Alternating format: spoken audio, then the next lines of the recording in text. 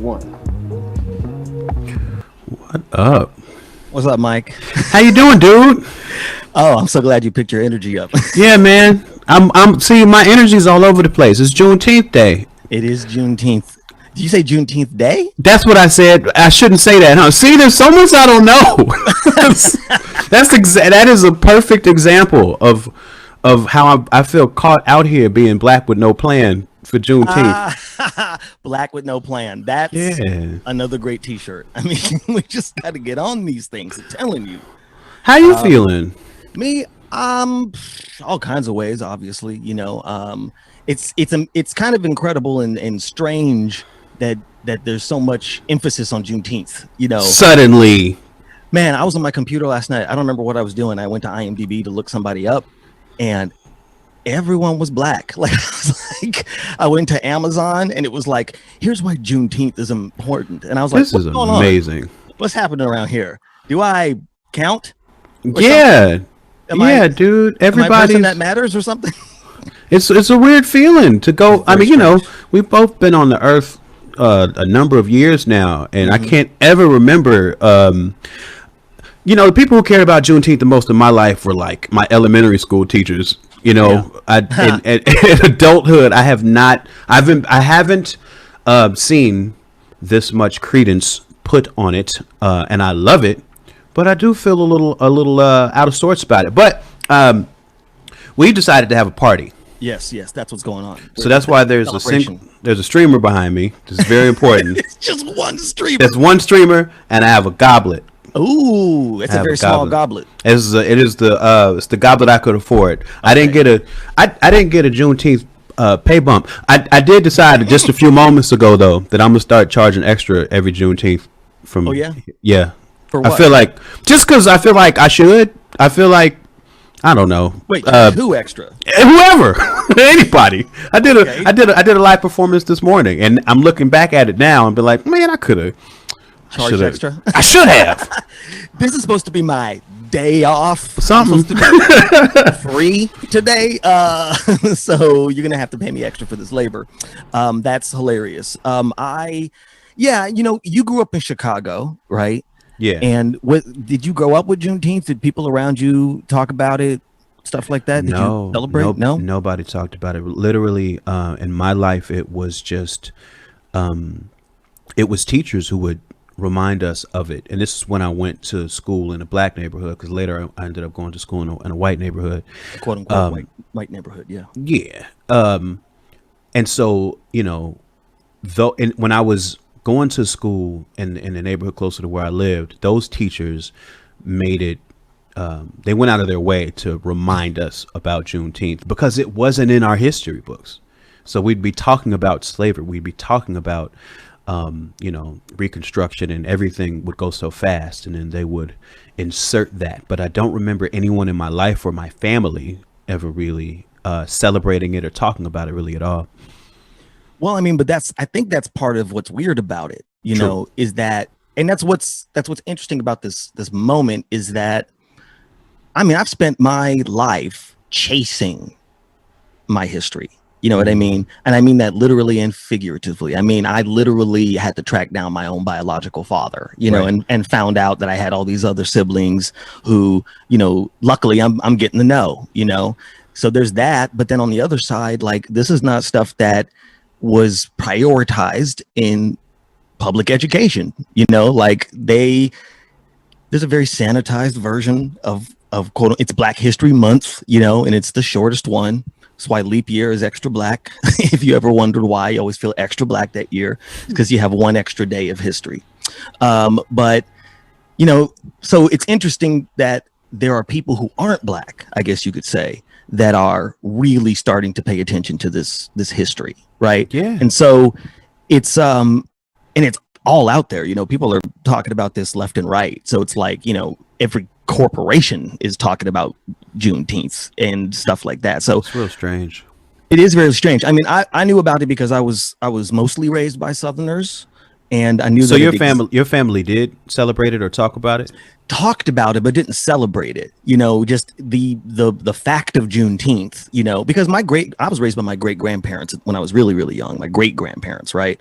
And they came from Oklahoma, you know, and further east, you know, in the South, you know, but like my great grandmother picked cotton, you know, her sister, like they were working that land. Their parents were probably slaves, you know, so it's like they had that feeling, you know, of Juneteenth with them. They took it to the West, right? But you know, because of all the different weird disconnects in our personal family history, which I think it's the same as your people's history. If you have the if you don't value knowing what your specific family has been through, then you know it's harder to find what people who look like you know, in the entire population have been through. But again, I look at this like it was all on purpose in a way. You know, that's historically that's the precedent to disconnect Black people from their roots.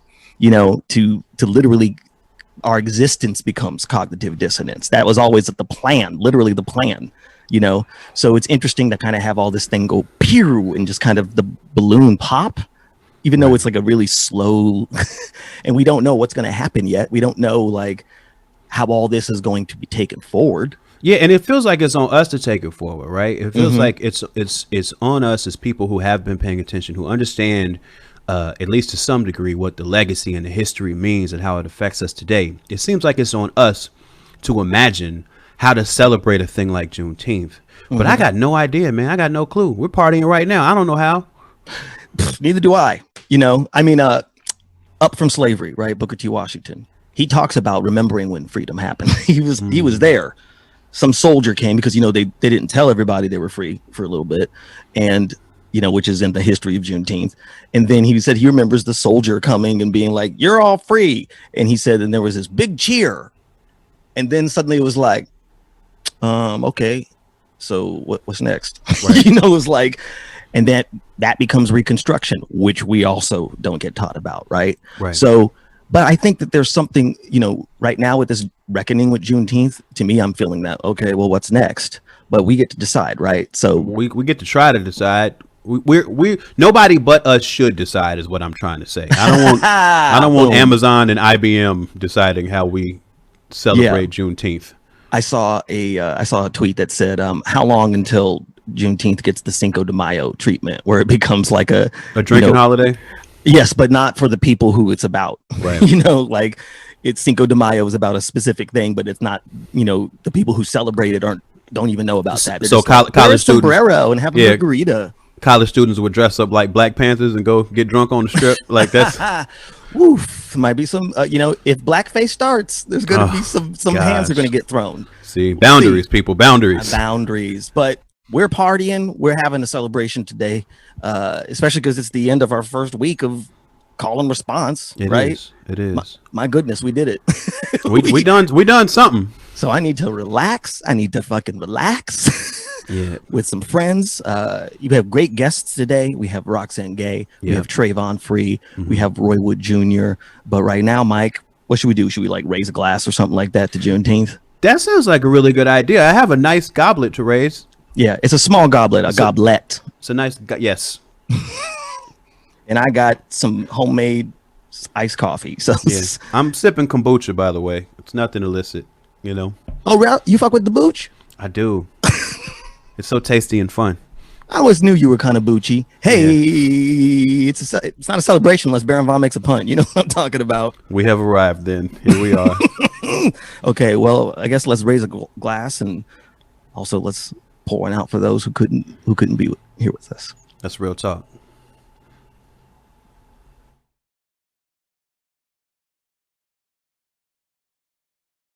All right, well, I think it's time to bring out our first guest. What do you think about that, Mike?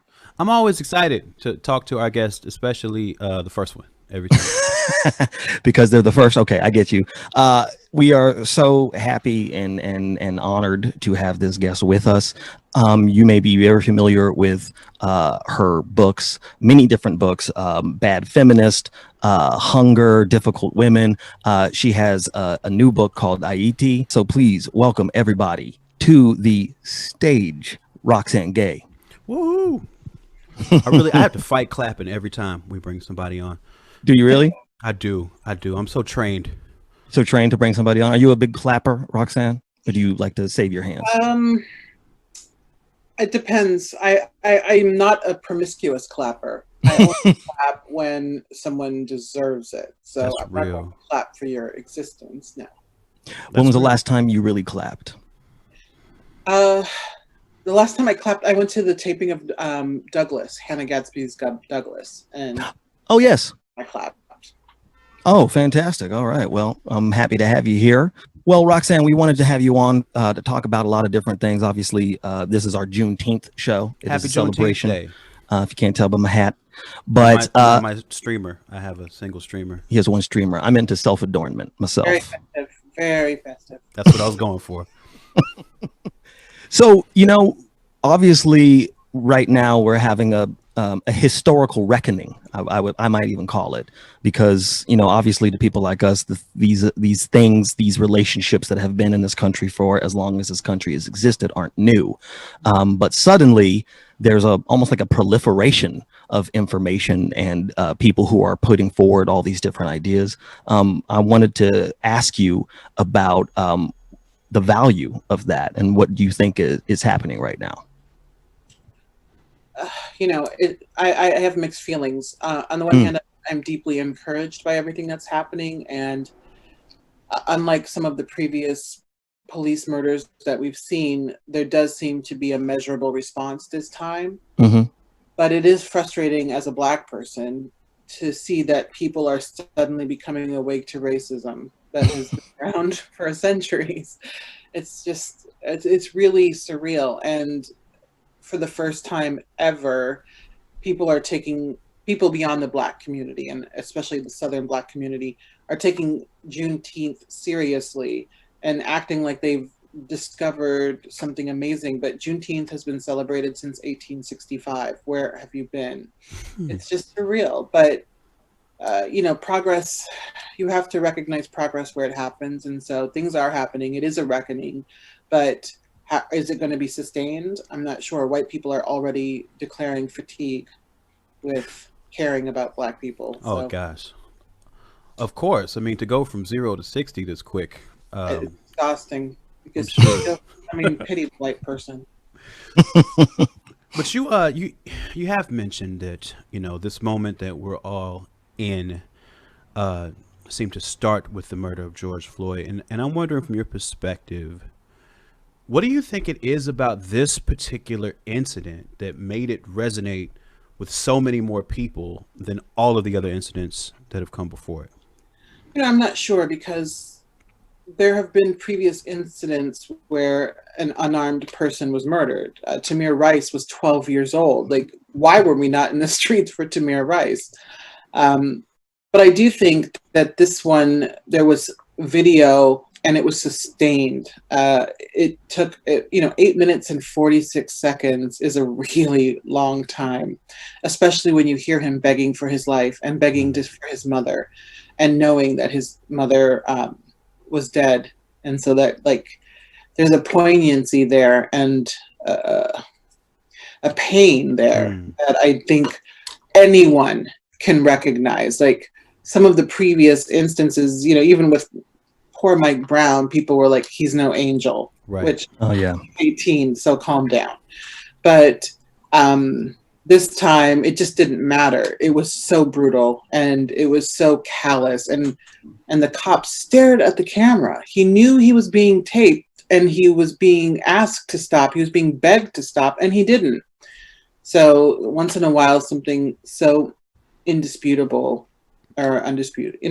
happens, and here we are. Wow, yeah, you said it. Now I wanted to ask also about, because you've written this book, IET, and also you've written on the comic book series World of Wakanda, and in both of those, you know, diaspora and things that are related kind of come up in both of those works, right?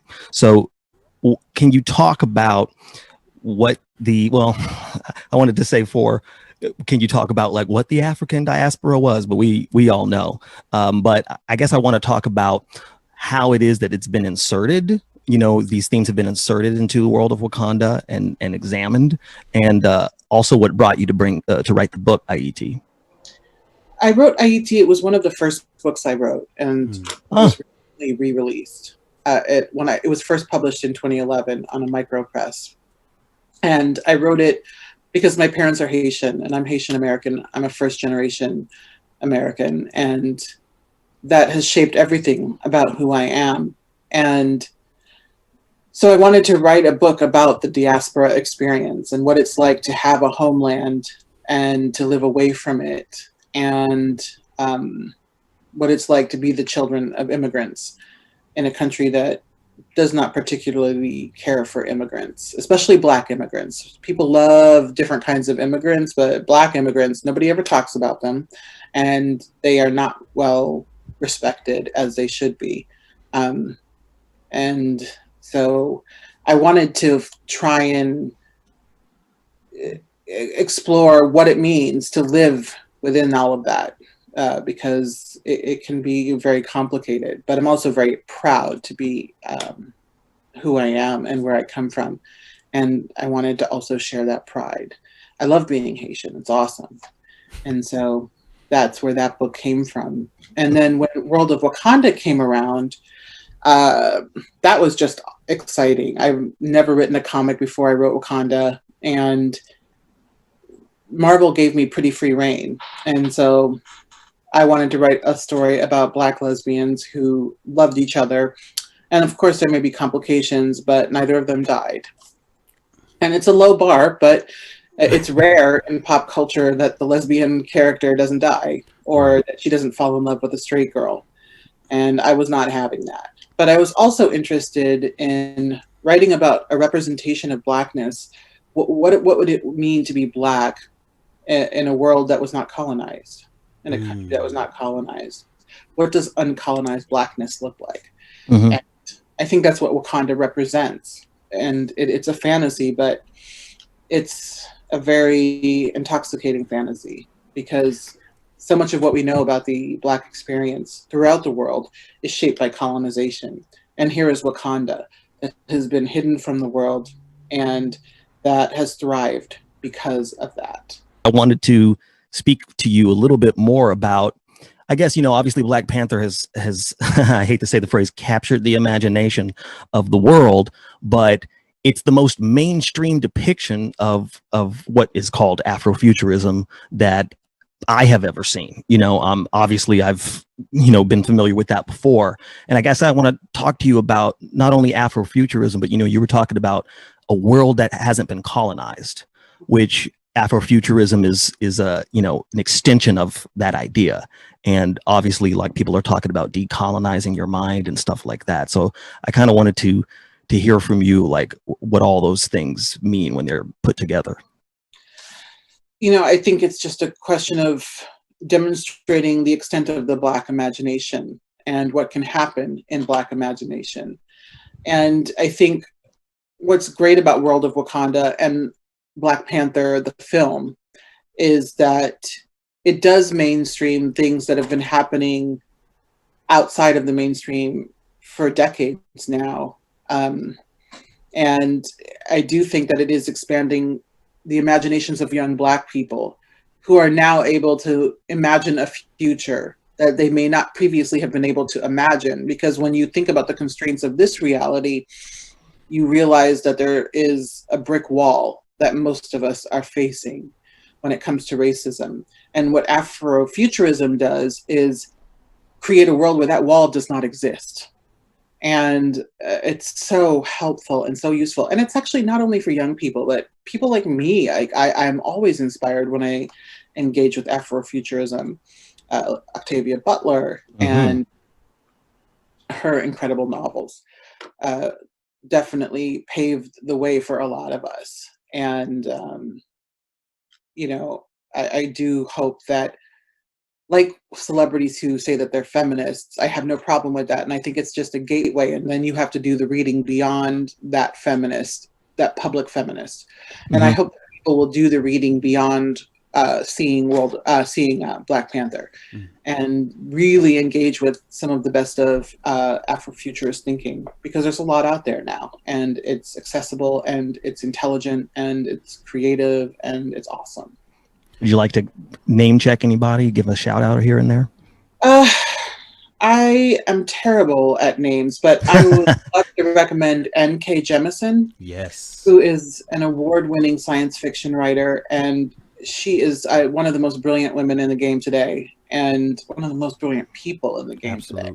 And her imagination, and especially her trilogies, are just amazing. I can't say enough about her work.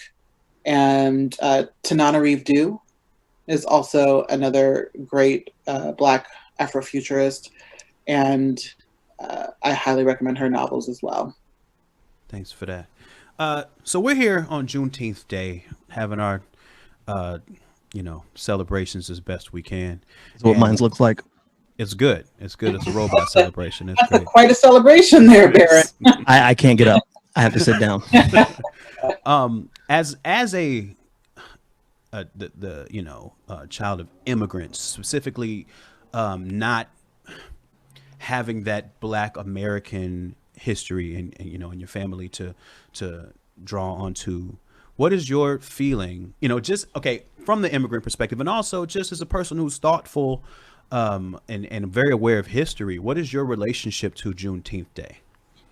I think Juneteenth is an amazing holiday for what it represents. And I am the child of immigrants, but when I'm walking down the street, people are like, what kind of Black are you? Yeah. Black, in general, white people don't care about distinctions. But then they're going to talk about how they're like 1/4 Scottish. It's not something that I've actively celebrated, but it's certainly a holiday I've always been aware of. And, every time Juneteenth rolls around, I just think, man, not that long ago, we were all enslaved. And even though it seems like it was a long time ago, it actually wasn't. And that's why I think that day is useful as a reminder. It'll be interesting to see what people do this year, though, because there are a lot of Johnny-come-latelys this year. There are. and I find myself being of two minds on it. I do think it's important to celebrate, because it's important to remind ourselves what we have come through, especially because we live in a society that tries to deny it in so many ways, and not give credence to it and not hold anybody accountable for that. But on the other hand, I have these thoughts like, well, it's not like it is a celebration of us triumphing over something. It's not like our Alamo. Do you know what I mean? Correct. And I don't know. In that, I wonder if there is something else that we can celebrate. It's almost in the spirit of Afrofuturism, trying to imagine a holiday for us that doesn't have anything to do with slavery. Yeah, that's a great question or a great observation. And so I too am of several minds of this, because I think anytime we get to celebrate, it's important. And unfortunately, so much of what we celebrate is that we're not enslaved. Mm-hmm. And you have to wonder, at what point will we move beyond that? And I've written about this quite a bit, especially in the context of film and television, and how Hollywood seems to prioritize slave narratives and the struggle narratives over just letting us be free and tell stories that are not connected to it. But at the same time, we're still seeing the repercussions of slavery in our everyday lives.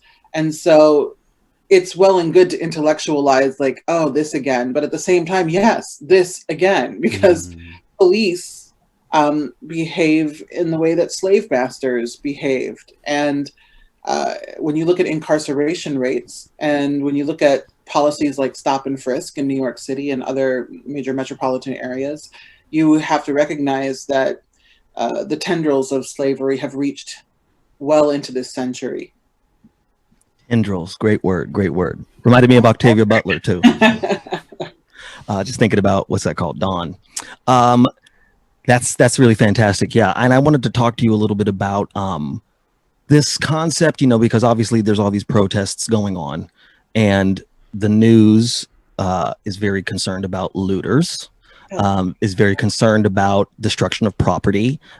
This is a narrative that is tried and true, to Black life is worth less than, you know, this property or this whatever the heck. So I kind of wanted to talk to you about this concept of looting, especially when we're talking about African diaspora, since the continent, you could say, was looted from. Your thoughts? You know, the media has done such a disservice over the past, I would say, how long has Trump been in office? 3 years, 4 years, 5 years? So I'm thinking before he was elected. They consistently control the discourse with their bullshit framing. And we're seeing that once again with this emphasis and, quite frankly, this obsession with looting and people crying about Target. Like, it's Target. They're a multi-billion-dollar corporation. It's truly going to be okay. And, you know, I know many small business owners, and as a writer, I'm technically a small business owner. And so I take no pleasure in seeing, you know, a small business owner have to rebuild something that they've spent their entire lives working for. But revolution is never peaceful, and revolution is never sedate and polite. And what we're trying to do is tell this country that you have to take your foot off our necks. And if people think that that's going to happen by all of us holding hands and singing Kumbaya, they truly have not read a book and are unaware of their history. And what's really unfortunate is that people love to trot out really selective quotes from Martin Luther King, as if I've seen white people explain to Martin Luther King's son that, you know, his father would not appreciate what's going on right now. And that's how you know we have really gone afield from any sort of sanity in this situation. And it's incredibly, incredibly frustrating. And so I think it's really important for us, especially if you have any sort of public platform, to push back on the looting narrative, because it is a fraction of what's actually happening. And even though the news has moved on, protests continue. I live in Los Angeles, and every single day we get from this organization in Los Angeles, they share all of the actions happening, not only in Los Angeles, the city, but Los Angeles County. And there are a minimum of 5 protests happening every day in the city. And they're happening all over the country and beyond. And so I think it's really important to focus on how these protests are still happening, how they're necessary, how they're largely peaceful, and that it's interlopers who are doing most of the looting, and it's the police who are turning peaceful protests into violent chemical warfare events. Yeah, the police are the ones who are rioting. They really are. They're rioting, and if we don't get their way, they walk off the job. Yes. The sick out, is that what happened in Atlanta? Something like that? Flu, the sick out, and then in Buffalo, when one of their brethren got in trouble for pushing a 75-year-old man, they walked out. They quit their jobs. Which, like, if you are fine with your pal pushing a 75-year-old person, then you're also trash and good riddance. It's a sickness. Truth. It really is. And I think it was Cornel West that said that a corrupt system cannot reform itself. And that is certainly the case with the police. We're beyond reform at this point. Defund the police, abolish it, and start over with something new. Yeah, where our ideas of policing and crime are very crooked, so we have to reimagine all of that stuff. I'm not even the most radical person at all. I'm always accused of being a centrist, which is fair. But even I'm like, fuck it. Let's just abolish it all. And a good place to look, Afro-futurist thinkers. If people would read more, they would see that writers and thinkers have been exploring what alternative forms of crime and punishment could look like for a long time. Yesterday you tweeted, very simply, you tweeted, "Too many newses today." And that just resonated with me so much. It's just a statement on our times and trying to stay aware of anything, of everything, I should say. And you being a person who I feel like people look to have something insightful, something sharp to say about everything that's going on, almost as it happens. I imagine that's got to be pretty fucking exhausting. And I wonder, you know, How do you navigate that? How do you maintain your energy to continue to do that? That's a good question. Fortunately, I'm at a place in my career where I actually don't have to respond immediately. Early in my career, and most young writers, editors will say, I need this thing in 2 hours after something happens, and you don't have time to really think or be thoughtful. And still, that's the quality of the writing that we have in the world today, that writers are able to rise to that occasion. And so now I feel the pressure to respond, but I don't surrender to it. You don't need a half-assed opinion from me. You need a well thought out opinion. And so I am taking more time, and I'm an expert on many things, but I am not an expert on everything. And there are so many topics where it's better for me to listen and learn than it is to speak. And I'm just trying to figure out when to speak and when to listen. And I wish more people would do that, because there is all sorts of trash thinking happening because people feel like, oh, something happened. I remember one time during one of the sort of upticks in the crisis in Syria, someone said, well, do you have anything to say about it? No, I'm actually not an expert on Syria. International relations is not my forte. And I happened to be reading a book about Syria at the time. And, I shared the title of the book that I was reading, and that was it, because there are so many people who are actually qualified to talk about that. And right now, there are actual activists who are out there doing the work, who are more qualified to speak to this moment, and who put their bodies on the lines. And I think it's really important that we look to them and not look necessarily to our faves. And Dave Chappelle, he's problematic, but in his recent comedy show, he talked about how Don Lemon had called him out for not responding to this moment. And he said, do you really give a damn what celebrities have to say right now? And that's a really good point. And I wish more people would have that humility and recognize that we don't all have to speak right now, but we do all have to listen. Right. I remember an old bit of Chappelle's about when 9/11 happened, and how everybody was, it was just a whole, a month of people sharing their feelings, and people whose feelings you were like, really? He said something about, he was listening to the radio, and they're like, oh man, we got Ja Rule coming in, and he's like, what? What? Why would you? Who is over there being like, I have to know what Ja thinks right now? Ja bless, Ja bless. Like, nobody cares what Ja's thinking, and so I'm just trying to keep up and stay informed without wanting to die, because the news is all so horrible and people are so horrible, and it's overwhelming. It is. Well, luxury to say that. Let me ask you this: what are the sources of news that you like to look at, that you go to? Yes, I read the New York Times and the Washington Post pretty much every day, and I follow Twitter. I do get a lot of news from Twitter. And of course, with Twitter, you have to be able to discern the truth from absolute nonsense. And so I am working on not believing everything I read the first time I read it, and then having some knee-jerk reaction, doing something stupid that I'm going to later regret. But I do get a lot of news from Twitter. A little critical thinking goes a long way. It goes a long way. It does. And every time I don't use my critical thinking faculties, I just think, oh, Roxane, Jesus Christ, you're 45, get it together. Coincidentally, this exact same thing I say to myself. I use your name and your age as well. Why not? Why not? It's just, it's like a little uniform. Feel free to wear it.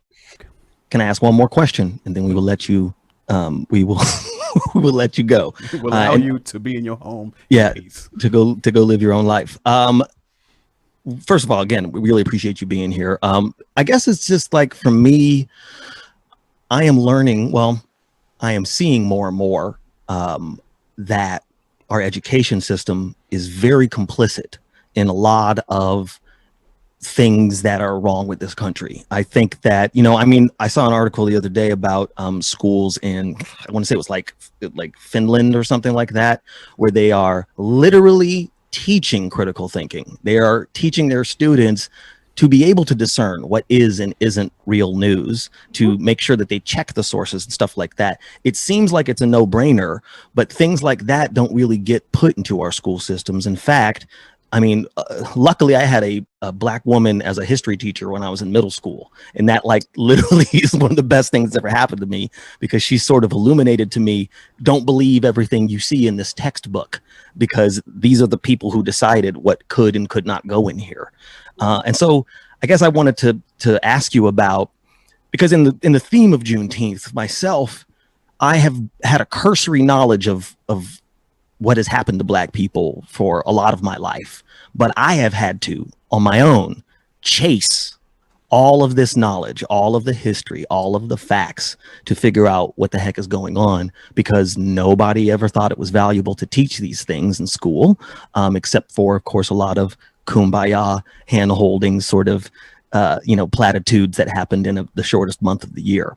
So I guess I was curious about your thoughts on what should be included maybe in the education system, or what kind of things we need to tell our children so that way they can deal with the world that they're actually in. I think the truth should be included in our. Okay, truth to be included. Thank you very much, Roxane. Be included in age-appropriate ways, of course, but nobody, when we were enslaved, nobody sat around asking parents how they felt about their 5-year-old seeing them being disciplined by the overseer. Wow. And so I think it's weird that we think that we have to shelter today's children from the realities of what slavery was, what segregation was, what Jim Crow was. And so I do think that the truth is incredibly important, because I don't think people truly understand the horror of our history. Well, that's fantastic. Yeah, it is media literacy. That's a great discipline, to put out there and to educate people about. And I think a lot of people need to look more into that, the agendas of the people who write the history, and who, put forward our textbooks and stuff. I remember there was a video a couple years ago, black mother in Texas, I want to say, her son came home from school and she was looking at his textbook, and they had erased the word slave and replaced it with helper. And she was like, what is this? Look at all the people who co-signed this. These are elected. These are people who are elected, Yes. So that's the kind of thing we need to be very aware of and fight against. Absolutely. Roxane Gay, thank you so much for being with us. You are a joy and a light. So much. Thanks for having me. Yeah, we really appreciate your work. Oh, yes. Sorry, go ahead, Mike. I just wanted to also echo thank you for being here, and just thank you for being brilliant and insightful, and having so much good shit to say all the time. We appreciate that. Thank you. Check out Roxane's new old book, IET. Get it from a black bookstore, please.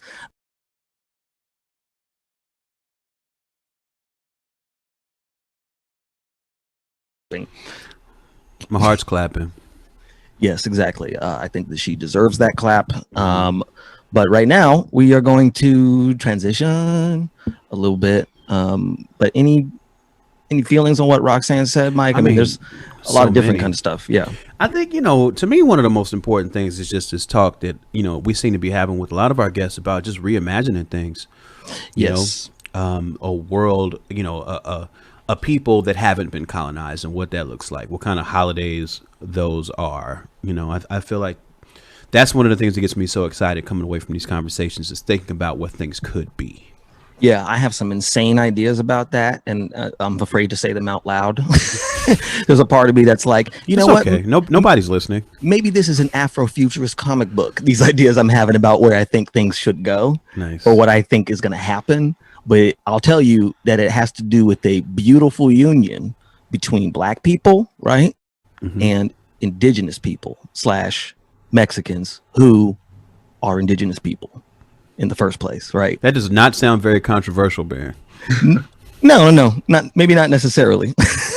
But I didn't go to the rest of it, Mike. I said the least controversial parts of it. That worked then.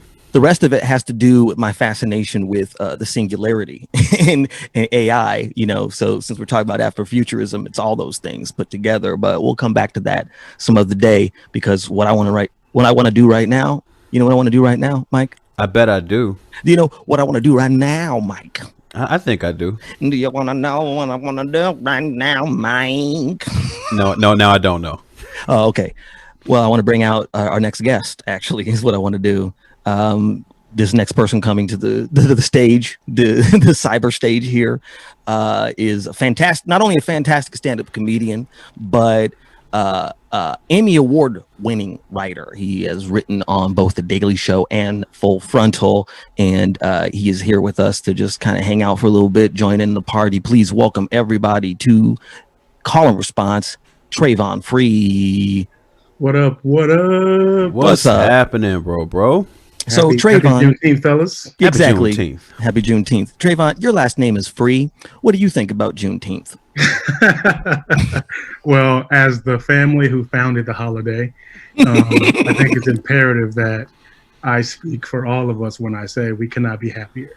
Now, Travon, you and I think we have some similarities in our upbringing, because you were grandparented too, were you not? Yes. So it was like your mom and your grandma, right? Yeah. Exact same for me, right? Same. all the Well, ladies. close here too. Yeah, grandparented for sure. we're all grandparented. We all grew up in similar-ish neighborhoods. You grew up in Compton, right, Travon? Right. So again, Compton is not the South, you know. So did you grow up with the sense of Juneteenth? Did you grow up with like these ideas? I mean, only in the sense that like you have that one black elementary school teacher who's determined to tell you everything black they can within the legal rights of a black elementary school You're trying to teacher. start the revolution in 3rd grade. Mhm. Exactly. Like sending you home talking about stuff your mama don't want to talk about. You get a light version of it in Compton, at least when I was growing up. But we were aware. Like we did they would mention Juneteenth, and then they would do the Kwanzaa ceremony at the end of the year, and you would dabble in all the peripheral black holidays in that way. Yeah.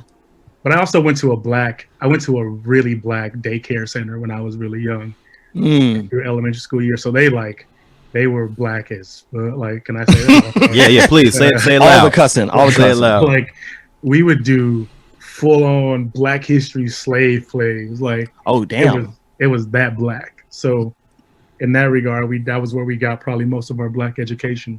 Do you remember the name of that place at all?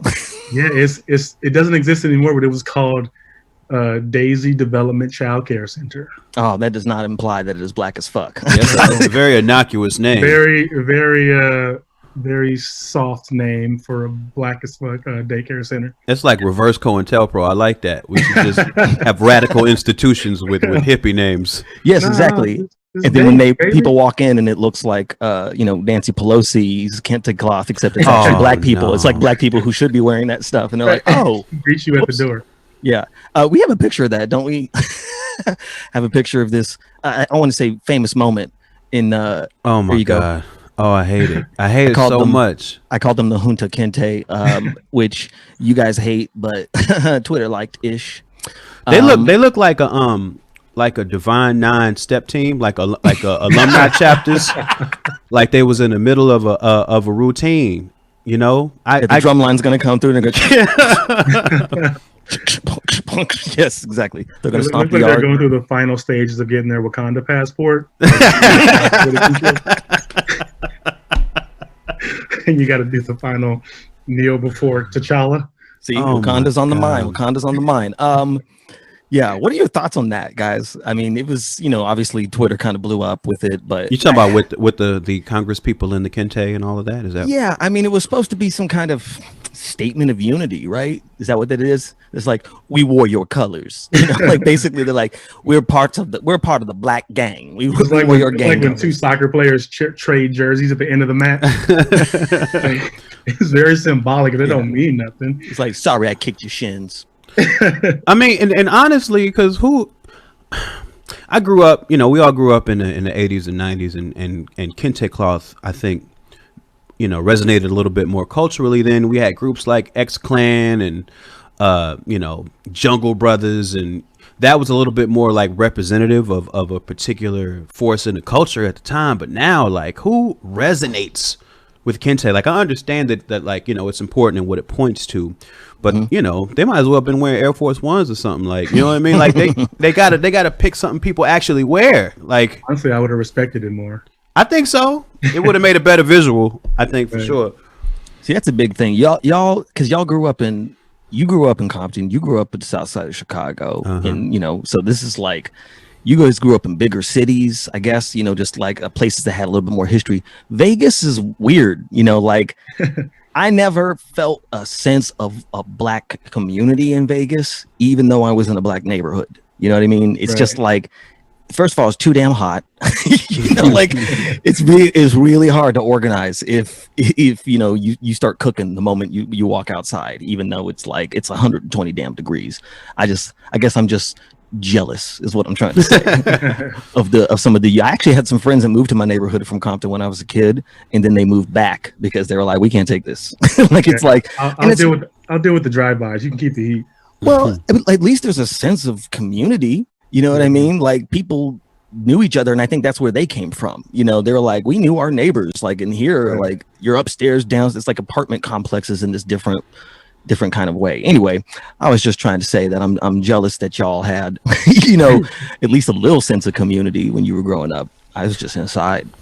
Travon definitely knew all our neighbors. Oh yeah, I didn't. But you know, I lived too close to the projects, man. We used to try to not talk to people as much as possible. You know, it was a little different. Travon, I wanted to ask you though, growing up here, when there was, you know, it recalls the '92 rebellion and how big and culturally impactful that was. You're still in LA now, right? Yeah. What do you think about these protests that have been taking place recently, and the fact that like they haven't really been in the hood where historically LA protests have been, and they've been in more affluent neighborhoods? Like, what do you think about that, having grown up here? I mean, I think it's interesting to see that people now have determined to not protest and riot in Black neighborhoods, but also there's still a very well-defined border between just how far into white neighborhoods you can go. Because like I live like in Beverly Hills, West Hollywood area, and you can see every protest I've been to, police make a very clear barricade between Beverly Hills and West Hollywood. They are not letting you anywhere near this neighborhood. And they kind of build a perimeter around, like when people got into Rodeo Drive, they was like, oh, we can't let this shit go down. Like they made a point to shut that down real quick. When honestly, I wouldn't have mind seeing people, you know, hit them where it hurts. Take a little further, yeah. Yeah. But because I mean, that's how you actually get people's attention. Like to me, I find it fascinating that America is a country that will go to another country, and in order to get them to understand why they need democracy and all these changes, they blow up everything. And they don't understand people in their own country who are setting fires and breaking things are doing the exact same thing. They're using the destruction of property to make the same point, which is, hey, look, if you don't hear me when I say it, you'll feel me when I do it. Wow. And so it's to me, I just find that so uniquely American in its irony that they don't make that connection. Like, go blow up a country so that they can believe what you believe, but you don't get it at home. Well, we're the only country that has military bases all over the world. All over the world. We've turned ourselves into the world police. You know what I mean? And is it who are we protecting really? You know what I mean? And it makes sense that the police are an extension of that. I even saw a tweet that I don't remember who exactly said it, but it was like the police are essentially border patrol in this country. You know, that was Jon Stewart the other day. He was like, police are basically border patrol, and they patrol the border between Black and poor America and white and rich America. And I mean, you couldn't have come up with a better analogy. It's exactly what it's turned into, and the effects of that are finally, you're starting to see them, and you're starting to see that wall kind of corrode and it bleed over a little bit, like that World War Z, I think it was, when all the zombies are climbing up the wall. Oh, they swarm. And on top of each other, and like at some point, enough is enough. Yeah, and I hope that I hope that's where we are. You know, did you have anything else to ask, Mike? Well, speaking of tweets, Travon he had told us before he got on that he was crafting his Juneteenth statement. And I went and snuck and looked at it a little bit, and God dog, he really killed it, man. What? I didn't see it. He wrote like a whole essay, and it was brilliant. Oh, and it moved my cold dark heart, and I'm intimidated that he did it all while he was sitting here. Right before he got on. We don't know how long, he was crafting that tweet. That's true. How long were you crafting that? Is it a multi? Oh man, it's a thread out the ass, man. It's beautiful. Oh, okay, all right. You wanted to say something about Juneteenth, huh? It took a few minutes. I was debating on whether I wanted to post anything long form, but what was the debate about? Well, because I just feel like there's so much pressure for people in our position, especially now. Everybody wants to hear from you. Everybody wants you to say something. Everybody wants you to do something. And that in of itself is exhausting, Yeah. Then you now have to perform for the new woke people. You have to now show them something that is above and beyond just wanting to exist, And so there are definitely days where I feel I got something to say and I'm gonna say it. But there are days like today where they're specifically looking for it, and I'm just do I feel like doing it? But since I halfway did it on Instagram, I was I might as well do it on Twitter. I'm glad you did. It's actually amazing and legit. I found it moving. Oh and man, I feel like everybody should go check it out. I'm gonna have to go check it out. And but for now, thank you for coming here and letting us, I guess, check you out. we're gonna check you out now of the grocery store we call this show. Thanks for having me, guys. Of course, thanks for spending some time with us, man. Everybody, that's Travon Free. He is at Travon TRAVON on the twits. We will be right back. We're going to take a little break, and then when we come back, we are going to be talking to our good friend and Southerner, Roy Wood Jr.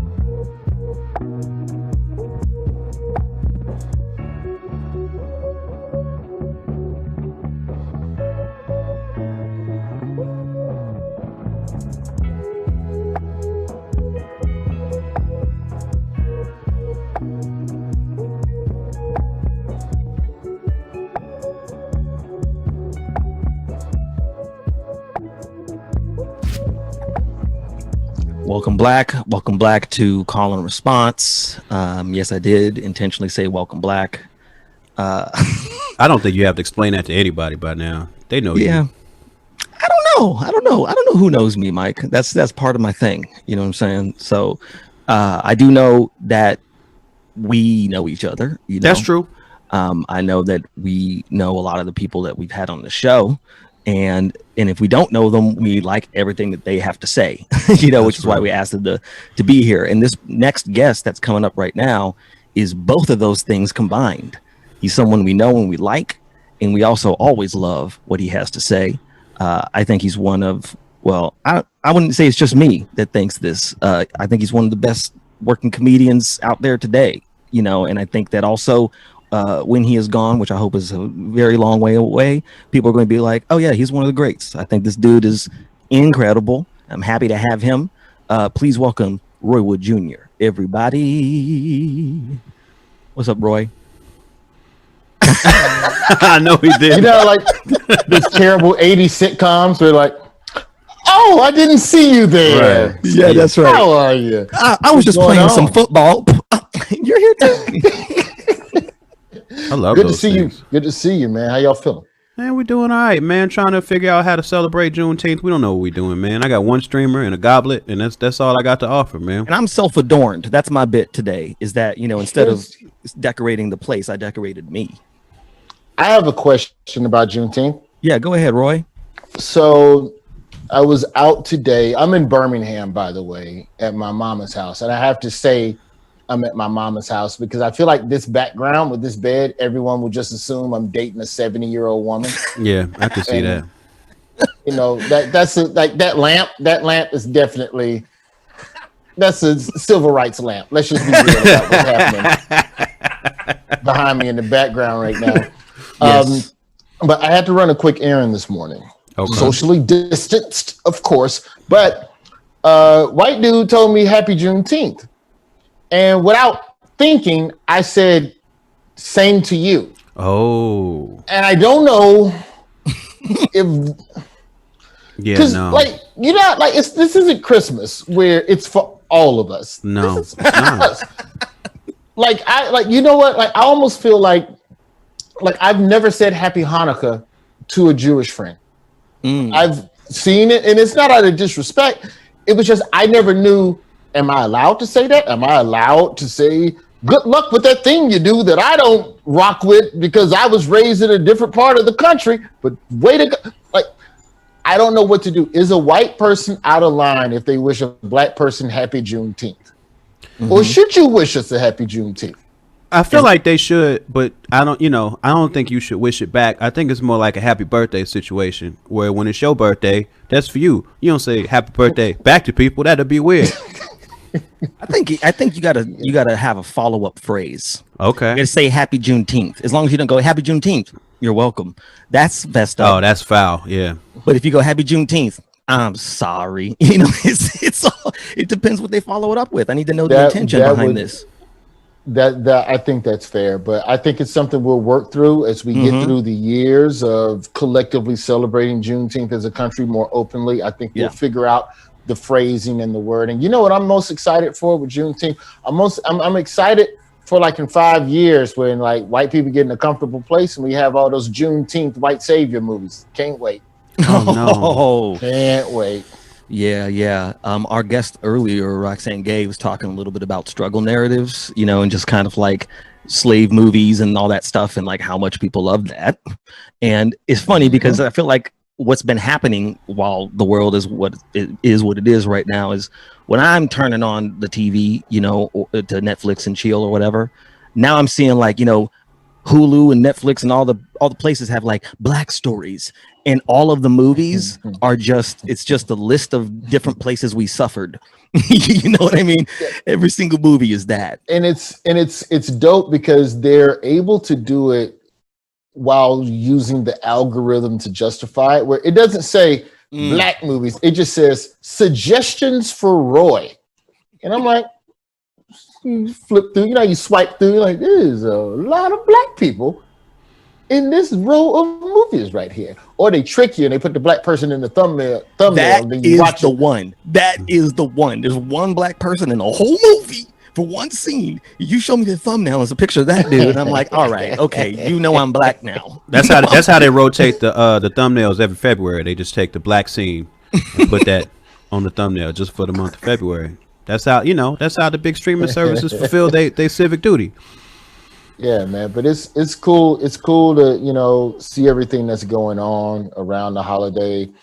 I was down in Montgomery a couple days ago. I got to shout out Michelle Browder and all of the people on the ground doing good work down in Montgomery and building awareness.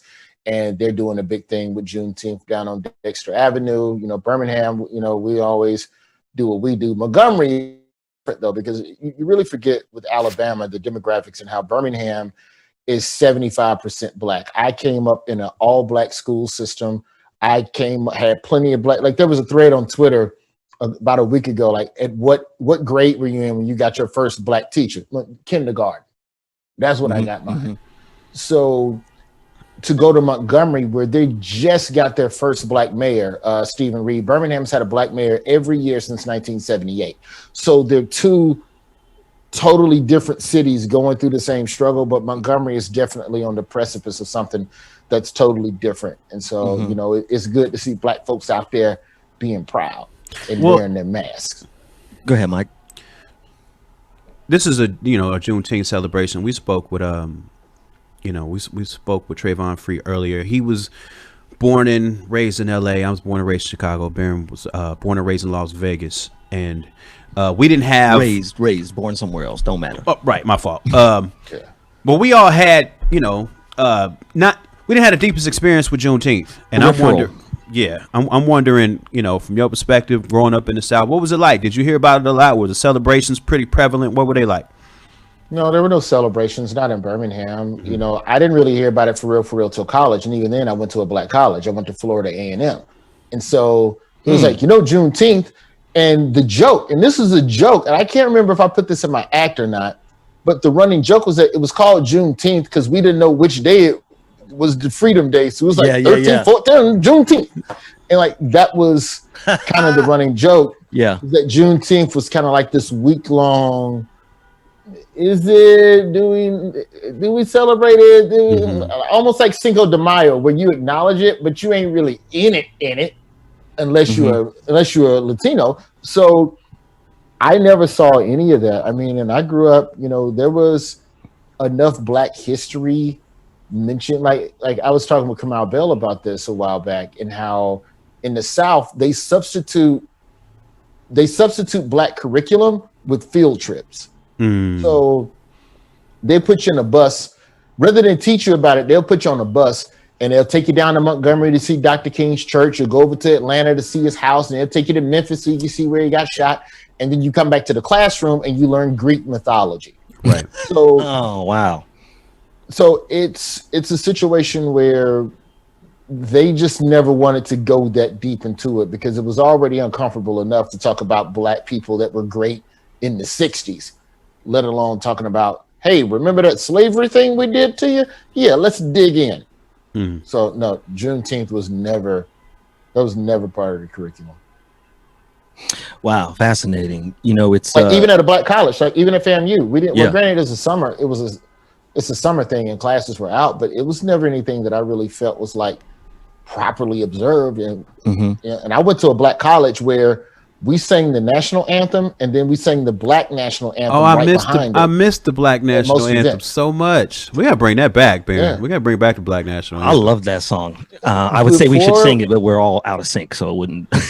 We would not be lifting any voice. Before we bring back the black national anthem, we have to decide how many verses we're doing. Because here's the thing. I know the whole first verse because that's what we did at a black college. Right. But then it'd be black folks that want to flex on you. Oh yeah. Going to the second verse. Like Amanda Seals did that in her HBO special. I be knowing. She had the whole crowd rocking with "Lift Every Voice and Sing." But Amanda, she is definitely for the culture. She started flowing into that second verse. I was like, wait a minute now, let me Google. Hold on. Yeah, no, I think only the first verse is canon, man. Everything else, you could be making up words, wouldn't nobody know it. Well, I remember in church. Trust me, some of these black folks would know, and they'd start staring at you. And that's where I saw it. That's where I saw it in church. I would see it was like we would stand up and sing it, right? And then not everyone would sit down. You know, there would be the oldest people would still stand up, and they would look at each other and do the last verse. We're all like, okay. So, but we can't say anything because they're all 70. You know what I mean? So it's like, let's let them sing the whole song right now. Do your thing. Sing the whole thing. Go ahead and sing it. I did want to ask you real quick as well, because, you know, you're, like you said, you're in a very black city and you grew up going to a black school system, went to HBCU. And I saw this article because I was reading up on what's going down in Birmingham. And I saw this article where we were talking about the local BLM leader. I think it was Kara McClune or something like that. I'm sorry if I messed up her name. You got it. Texted the mayor, Randall Woodfin, and I was like, what? They're texting each other? That's the only city I've heard about where the leader of BLM and the mayor are on a texting each other kind of relationship. You know, our first episode, we had Melina Abdullah, who is one of the leaders of BLM in LA, and her and the mayor I don't think they get along. I don't think they had that kind of a relationship. What's that like? What's that say about Birmingham? First off, just to set the picture for the viewers, Mayor Randall Woodfin is under the age of 40. So he's a young brother. You know, shout out to Morehouse. I got to give Morehouse a shout out because that's where he went to school. And he's of the people. So, you know, he's out there in these streets and he's not a person that hides. And if you Google, do yourself a favor when you get a chance and Google the Birmingham protest, the George Floyd protest from earlier this month. It was on a Sunday night where a lot of Birmingham residents were demanding that the Confederate monument that's here in the city be taken down. If you look at those pictures and that mosh pit of protesters that are literally chipping away at this damn monument with whatever they had, keys, rocks, whatever you got, just start pummeling this rock. Mayor Woodfin is right there in the thick of it. And he's talking and communicating with the people. And he was the one who basically told everybody that night, hey, I know this thing been up here. I know y'all tired of it. Give me 48 hours and I'll get it down. And I'd be damned if he did. He got that thing down in under 24. And so he's the type of person that has always been for the people and what's right. He definitely is not the type of mayor to go, let's go break some windows and tear up some stores. He's like, hey, everybody chill. There's a bureaucratic way to do this. If you just trust me, I can get this done. And he did. And, you know, that was one of the first Confederate monuments to come down as the conversation started expanding beyond police reform into all of these other pockets of racism that black folks would just say, you know what? Not only are we tired of the way the police treat us, we tired of this, take it all down.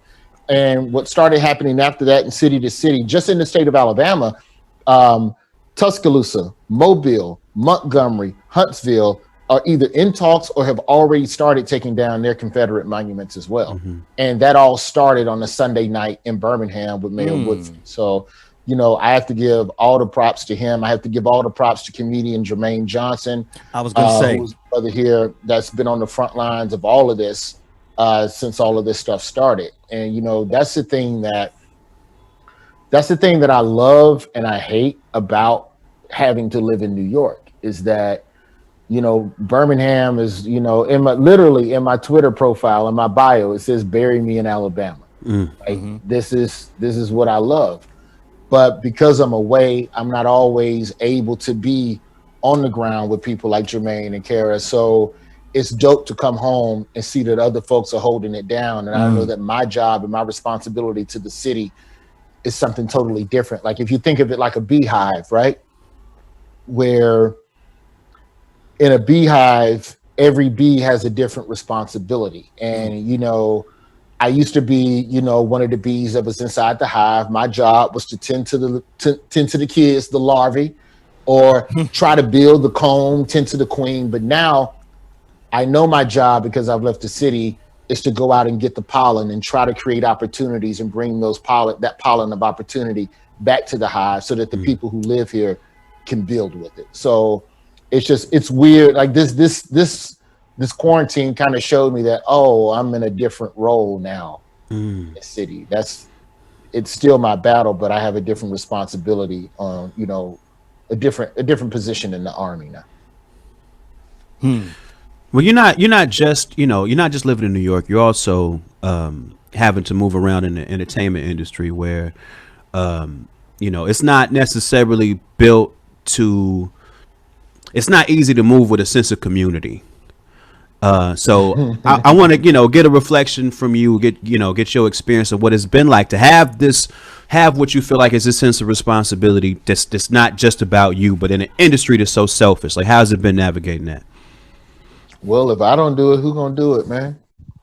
Half the people that want to do this job or want to get into entertainment in any capacity, be it behind or in front of the camera, especially in the South, they ain't got no guidance. They don't have anyone that's around, especially in Alabama, and everybody's thrown Alabama away. We just a bunch of Jeff Sessions and racism and no teeth jokes. And I get it. We've earned those jokes. But it's a lot of good people here that can do great things and have done great things. And so, we're one of those states where I feel like it's got to be fixed from the inside. So the only people that are going to look out for Alabama are people from Alabama. And that's why I have such a sense of responsibility of trying to do things that bring projects back to the state and that will speak to the youngins that are here. Mm-hmm. If you see me on TV doing it and I'm from the hood, right? What's stopping you? So if you take that same model and you apply it to being a Black in the entertainment industry, it's the same thing. You can hope that there's reform and you see all the shit right now. I don't know if I can cuss, but you see all the stuff going on. Hard. That's more. You see all this bullshit going on. And I don't want to call it bullshit yet, but time will tell whether or not the industry is truly committed to diversity and inclusion as Absolutely. They claim to be with all of their timely internet, IG posts and all of that stuff that's just riding the wave right now. But in the interim, it's my responsibility to try to find someone that I can work with and try and pull up or try to include. Because if I don't know who will. I don't know who's going to necessarily help that person. Mm-hmm. When I shot my Comedy Central pilot here last year, the one about me being a probation officer or whatever. So when we shot that, the one thing I got to give Comedy Central credit for, man, I said, I would love to find a Black woman director that can do her thing. And I know if we start right there with Millicent Shelton at the head of the thing. I love Millicent Shelton. She's dope. I ain't got to say nothing else to Millicent Shelton. Millicent Shelton already know the business. So she already know the way she's going to try and staff the show to make sure that it's bringing opportunities. And then on top of that, for them to allow me to shoot the show in Birmingham. Like, you don't shoot network sitcoms outside of LA, New York, Vancouver, Chicago, Atlanta. Like those are the spots where most television is made in North America. So you let me pull up to Birmingham, then you let me include some of the locals, then you let me hire a bunch of people from the crib who want to get in the industry but can't because there isn't enough shit that comes here. Yeah. Like, that's my job, is to go bring the pollen back. You know what I'm saying? Because now, if you live here or you're even close to Birmingham, then there's an opportunity. And if the shoot goes smooth, then the next person considering, where should I shoot my show? You'll hear that Birmingham was dope as hell, and you'll come bring your ass down here with some cameras and make sure that these young kids know that they can be something. So I have to, I'm sorry to get all serious about it. No. That's fantastic, man. It's just about making sure that people coming up after me are better off. Like, that's the name of the game. And if I can send my son to college somewhere and all of this shit, then cool too. That's my personal mission, man. That's so damn beautiful, Roy. I don't know if he should go to college. I think he should just watch YouTube videos. Like, you ever watch YouTube for like 8 hours and you learn the shit? You learn a lot of shit. That's what my son does. It's crazy. Like, there's everything up there. Of course, there's a lot of dangerous shit up there too. It's not that hard to look out for, but there's a lot of knowledge up there, definitely.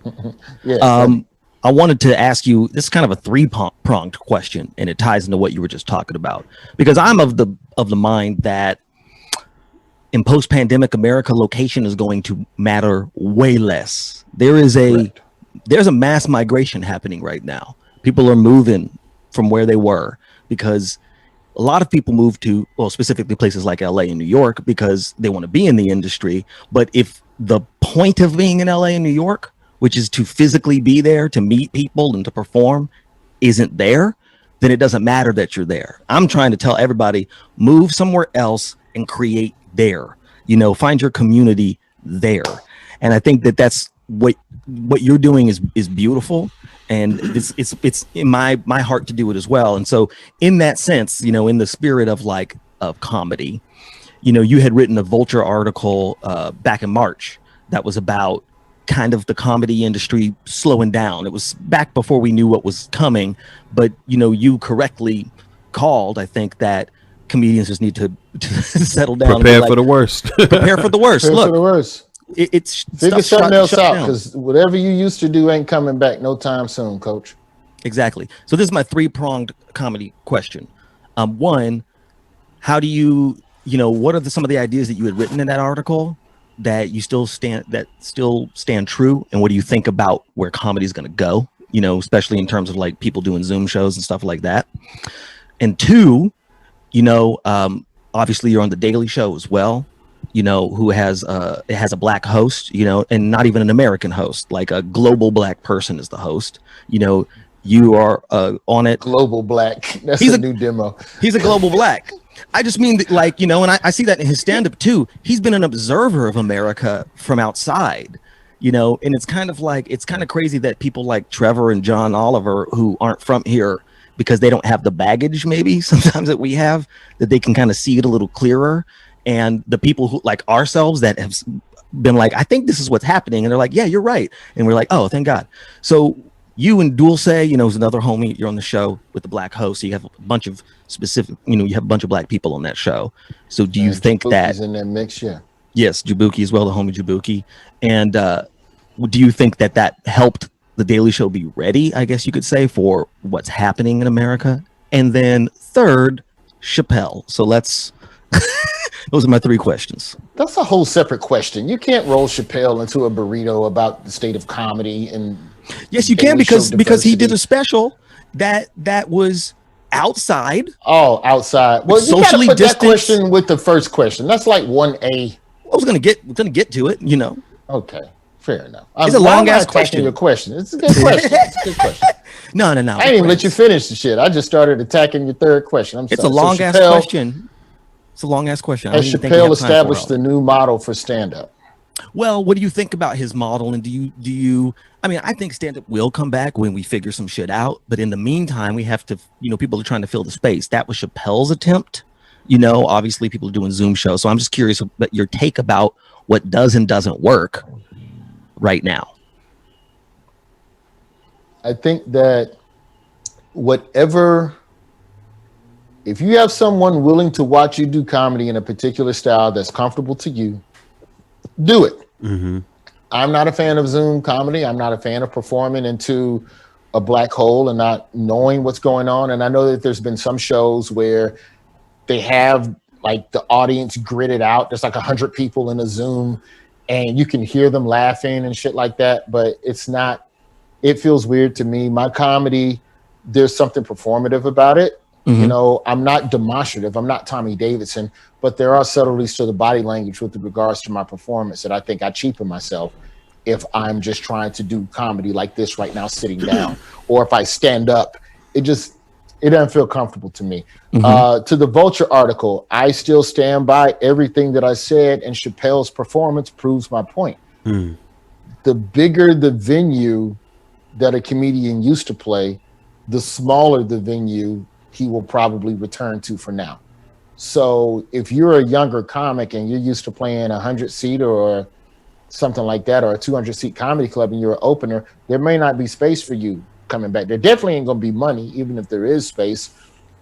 But that goes back to what you said originally, which is about finding your own lane, finding your own craft. I think that clubs are going to have to bring in acts that sell seats. You have comedy clubs on 20 and 30-year leases right now. These clubs, all these comedy clubs and these shopping plazas, those are 20-year leases. Ain't nobody finna let them out them shits. So you got a 400-seater that you can't put 400 in. You could only put 200 in, which means you got to make $400 worth of money off of $200 worth of people. So you got to double the ticket cost.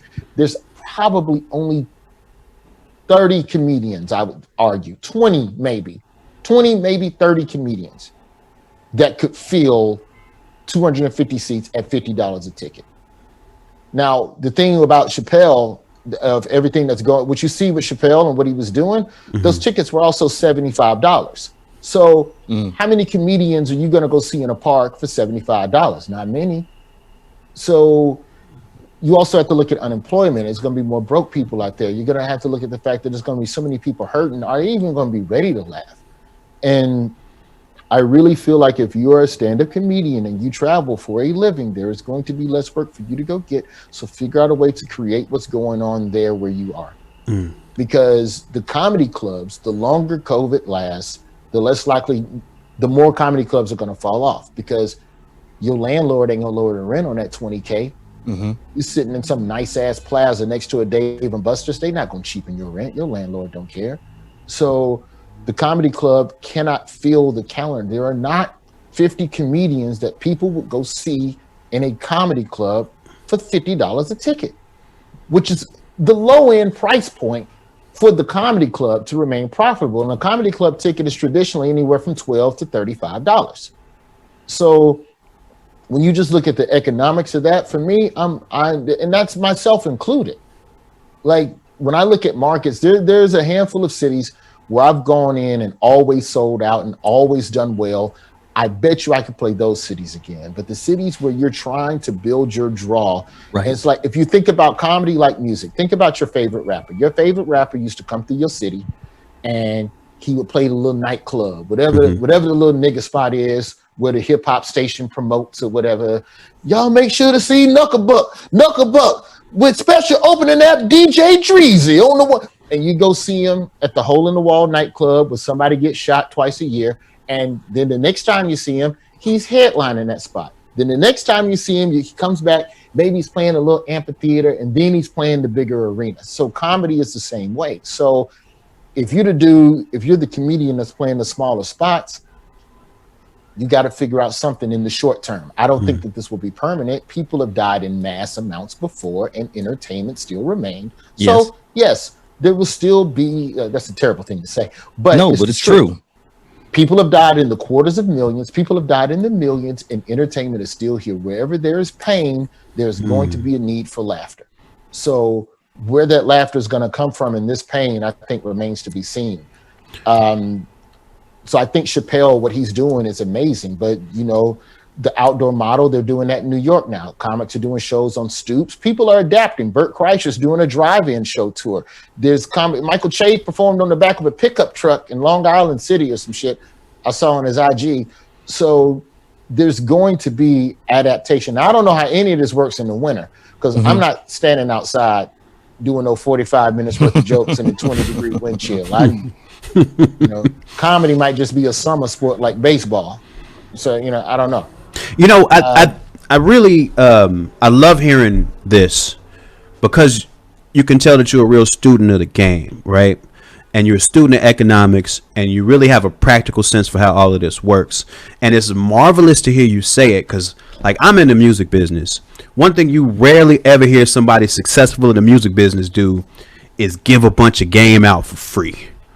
So I want to just tell you how much I appreciate you giving out all that game and sharing that wisdom. And I'm wondering, go ahead. No, I just wanted to say that I wonder what it is about you that makes you want to share that wisdom and not be selfish about it. Well, I don't feel like I'm telling anybody how to build a boat. I'm just here to tell you the storm coming. You got to figure out what boat is going to be best for you. You know, Goody Mob said this a long time ago. They say everybody is somebody because of somebody else. And so that's always stuck with me. And there's been a lot of mile markers in my career where people helped me. And I don't even think they knew that they were helping me, but they helped me. And I can never pay those people back. They're either dead or they're so high up the comedy totem pole that they're never going to need a favor from me. So the only thing I can do is take that benevolence and pass it back. You know, like like some comic asked me to mentor them. I'm like, I don't know how to do that shit, but you know what? This and this is coming, and write jokes that feel like this, and you'll probably be okay. And then he hit me back like 4 or 5 years later. Man, that was the best advice. All right, congratulations, you know, I guess. But I just think that, you know, there were cats that helped me. You know, I've told this story a million times, but when I first moved to Los Angeles, Aisha Tyler responded to a disrespectfully long Facebook message I sent her about being a Black actor at a white acting school and what it's like to be a Black person moving through white Hollywood. And motherfucker replied and gave me some real game. And to this day, ain't nothing I can do for Aisha Tyler right now. Like it was just her out the kindness of her heart, helping me. And I could say the same, for Trevor Noah. Like that's another situation where Neil Brennan slides Trevor Noah my name. Like, yo, you should look at this dude. Trevor gave me a look. Trevor gave me a job, and that's on a network that I had already auditioned for that show and not gotten it a couple of years prior. So you don't get to even audition for, like, when you audition and don't get the role, they don't invite you back. Right.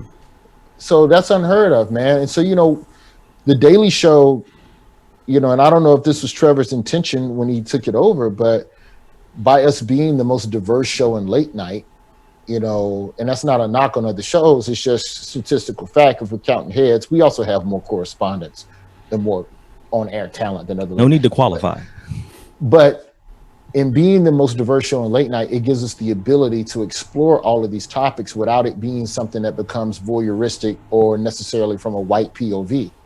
And I think that's important, because when you look at the way that we digest information, sometimes the chef that's cooking up the meal that they're trying to feed you is important to a lot of folks, because you want to know that the person exploring this topic has a level of understanding underneath the surface of it all, because you'll trust them to ask better questions. So, that's something I don't take lightly. That's a responsibility. Like, I've been pitching some Black ass stories, and they get greenlit.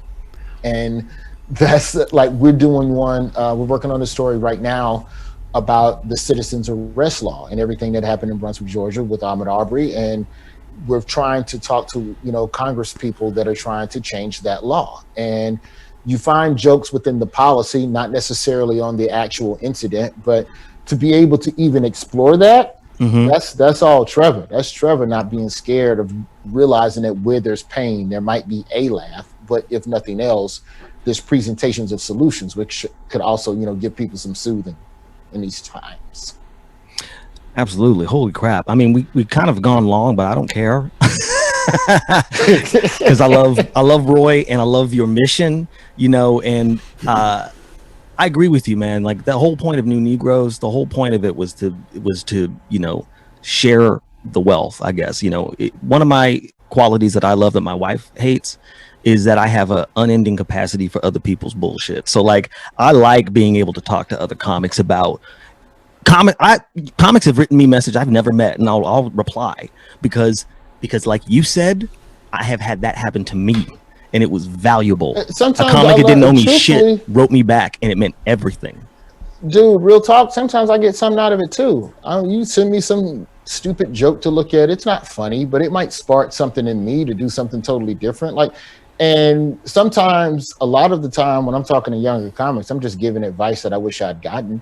And then it reminds me to stay true to those ideals as I still grow myself. I'm not done.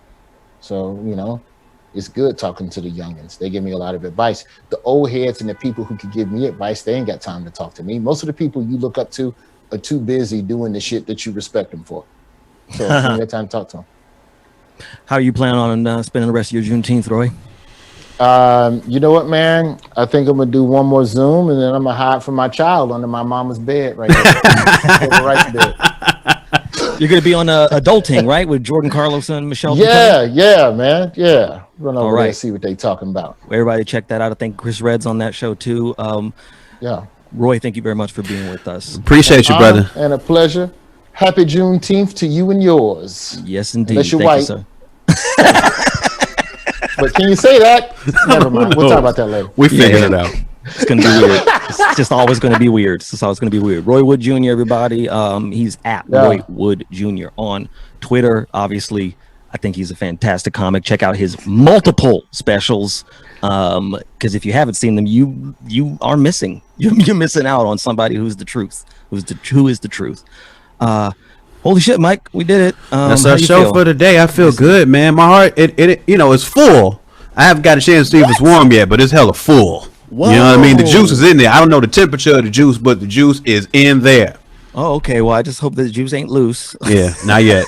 Heart juice. That just doesn't sound right. That's true. Well, my goodness, that is it for this week of Call and Response. I'm Baron Vaughn. I'm Open Mike Eagle, and we want to give a big shout out to Blavity and Funny or Die for hosting these conversations this week. And we're right back at y'all on Monday. Yes, indeed. Next week, we got a bunch of great guests coming up. For example, we have Matt Cherry, we have Ernie Hudson, and we have Phoebe Robertson on our Monday show. We're going to be talking about Black images in the media and controlling the narrative with these three fantastic people. So stay tuned for that. And we're going to be posting clips, and please share and tell everybody that you know and hate, that you love and hate to watch the show. We're trying to do some shit. But in the meantime, happy Juneteenth. Happy Juneteenth. Raise your gobliette. This is empty. Yeah, well, it's all good. All right, we figured it out, y'all. See y'all next week.